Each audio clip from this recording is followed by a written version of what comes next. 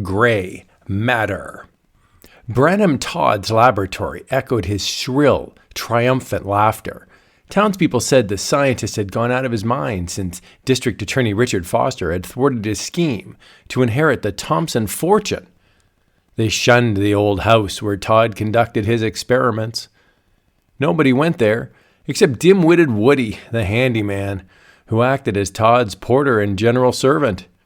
The flashing lights and intricate apparatus fascinated him. Todd's weird laugh rose as he watched a large glass jar that glowed like radium in the darkened laboratory. Soft, thin, colorless as water, the fluid in the jar pulsed as though it were a living thing. It moved and shifted restlessly, splashing against the sides of its glass prison, trying to leap out. Todd was talking to it. "You are the first artificial mind in all of the history of mankind. Soon you will have your chance to work. Once you are infused into a man's body, he becomes my slave. I shall be master of the whole world and live like a Roman emperor. Years ago, I would have lived in ease if that meddling lawyer Foster had not intervened. Now at last, I have an instrument of revenge. Foster will be our first victim." Hatred for Dick Foster had seethed inside the scientist's mind for years, driving him to the edge of reason. He remembered that scene in court when Foster had snatched millions from his grasp. Todd had successfully impersonated Mrs. Thompson's long-lost son, leaping every legal hurdle. The judge had almost awarded him the money when Foster, thumbing through a diary of the dead woman, had found a record of a birthmark on the leg of the missing child. Branham Todd had no such birthmark, and his claim had been disqualified after a second investigation. Todd had vowed revenge on Foster, and now at last he had the means to do it without risk to himself. As he laughed, the thin mass in the jar leaped and foamed as though it too were laughing and exulting over the future wonders it would perform, as though it were impatient to demonstrate its awful powers. "Be still," he commanded. The obedient mind fluid at once lay flat and calm as a mirror. The only problem remaining for Todd was a living being to house the mind while it carried out Todd's evil work. Anyone would do, because his own personality would be completely dominated by the mind Todd had created.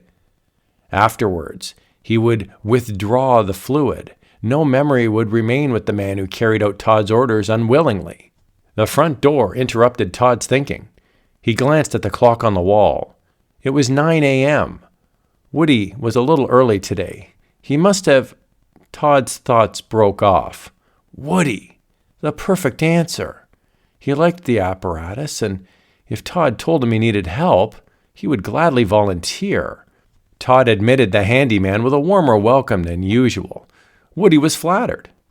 "Would you like to help me in an experiment?" Todd asked the slow-thinking porter. Woody's pale face flushed with pleasure. "Sure, Mr. Todd, sure I would," he grinned like a child. "Roll your sleeves up and put your arms into that jar," Todd ordered, indicating the glowing container. "Keep them there until I give the word." "Will it hurt?" Woody asked apprehensively.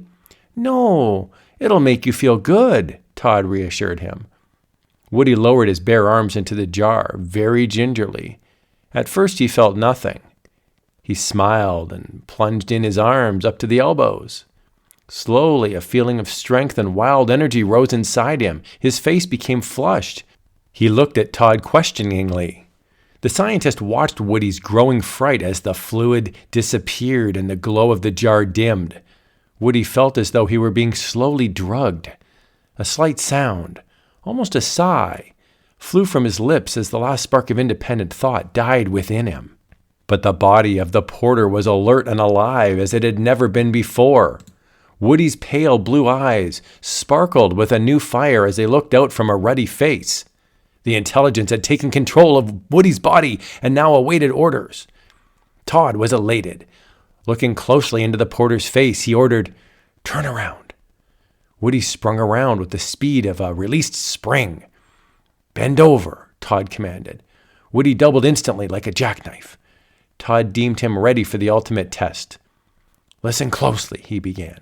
"First, I want you to go to this address, and then—" Woody nodded eagerly, his fingers curving as the nature of his mission was explained to him. An hour later, the rejuvenated Woody knocked on the plate glass door marked Richard Foster, District Attorney. A voice inside called out a cheerful invitation to enter. Woody seated himself rigidly at the lawyer's desk. "What can I do for you?" the lawyer inquired. "My name is Wood," the porter began, speaking as though he were reciting from memory. "I have come here to demand an explanation for the forged diary you used in the Thompson will case." "Forged diary?" the puzzled lawyer repeated. "I thought the Thompson will matter was closed long ago. As I recall it, a chemist named Todd was exposed as a fraud. But I don't believe I understand your interest in the Thompson will," Foster continued, puzzled by this mild-looking man who had made such a serious charge. "You cheated me out of millions of dollars," Woody screamed, without betraying any emotion. Foster sensed something familiar in the infuriated tones. The shrill anger reminded him of the hearing where Todd had shouted threats of revenge. But this man was not Todd. There was something peculiar about it. He couldn't put his finger on the trouble. "My good man," he began, but before he could continue, Woody had sprung around the desk and seized him by the throat. The surprised lawyer was fighting for his life. Foster was an athlete who had kept himself in condition, but he had to use all of his strength to loosen the powerful grip on his throat.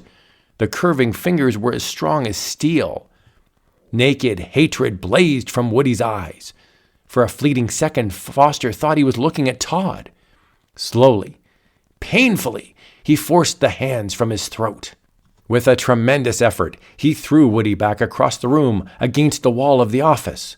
Woody's head struck hard wood with a loud thump. Abruptly, he slumped to the floor. Foster was afraid he had killed him. Automatically, his lawyer's instinct made him look at his watch for future testimony. It was 10:30 a.m. The stunned man underwent a frightening transformation. As the lawyer watched, the ruddy complexion faded into a washed whiteness.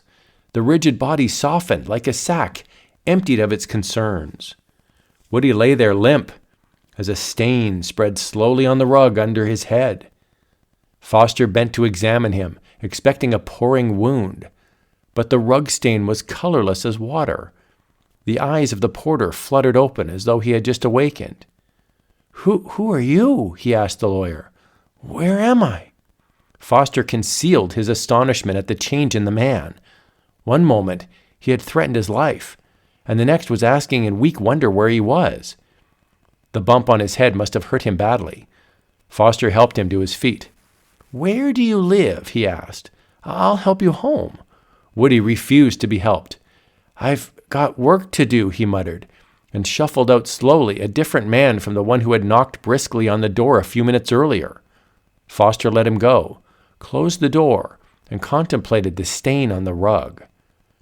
Later that morning, the district attorney's phone rang. "Foster speaking," he answered. "This is the chief of police calling. I'm out at Branham Todd's office. Todd is dead. His neighbors heard a terrible scream a while ago and called me. I found him lying on the floor of his laboratory under a big glass jar. There's something peculiar about the body. There are no marks of any kind, but I suspect murder. The coroner can't find any cause of death. He says it must have happened about an hour ago. About 10:30.